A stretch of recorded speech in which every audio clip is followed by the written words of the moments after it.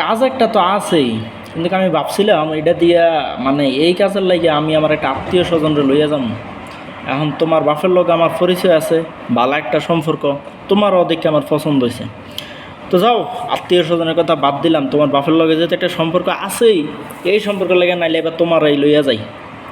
যাই হোক, শোনো, বেশি কথা কইতে পারতাম না, হুদা বেতন টেতন বেশি কথা কইয়া লাভ নাই। তোমার ডিউটি পড়বো 8 ঘন্টা, আর বেতন পড়বো 1600 রিয়ালের মতো, মানে বাংলার 50,000 টাকার মতো পড়বো বেতন। আর মনে করো যে বিদেশ যাইতেছো, তুমি কাজ করতা, তুমি টেয়া কামাইতে যাইতেছো, আর তুমি যদি মনে করো যে এই 8 ঘন্টার পরে আরও ডিউটি করো, তাইলে তুমি কম করে হলেও 70,000 টাকার মতো কামাইতে পারবা।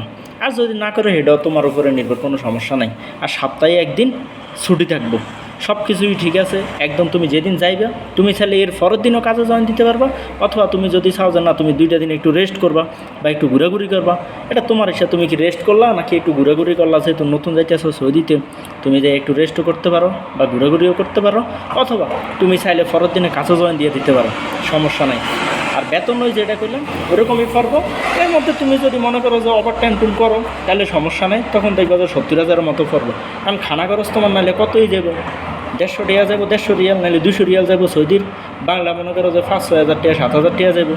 বাকি মনে করো তুমি যদি 70,000 টাকা যদি কামাইতে পারো, তাহলে তুমি কমসে কম 60,000 টাকা থাকবে তোমার কাছে।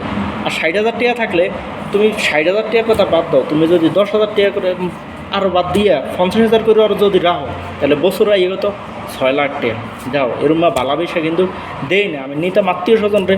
কারণ মনে করো যে এই জায়গায় তোমার বাপের লগে ভালো সম্পর্ক দেখা, তোমারও বয়সটা একটু কম আছে, কোম্পানি এরকম ইয়াং ফোলা ফাইনসা, তোমারও ভালো লাগছে, এর লাগে তোমার কইতাছি। তুমি বুঝে উন্না দাও, যাইলে কিন্তু খারাপ হতো না, বিষয়টা কিন্তু ভালো বিষয় আছে, ভালাই হবো। তুমি বুঝে উন্না দাও দেখা, এরপরে জানো। যাই হোক, এখন এরকম কথা কে বলতে পারে আপনার কাছে? কাকে মনে হয় যে এরকম কথাগুলো আসলে কে বলে? কমেন্টে জানাইয়া যাবেন। ধন্যবাদ।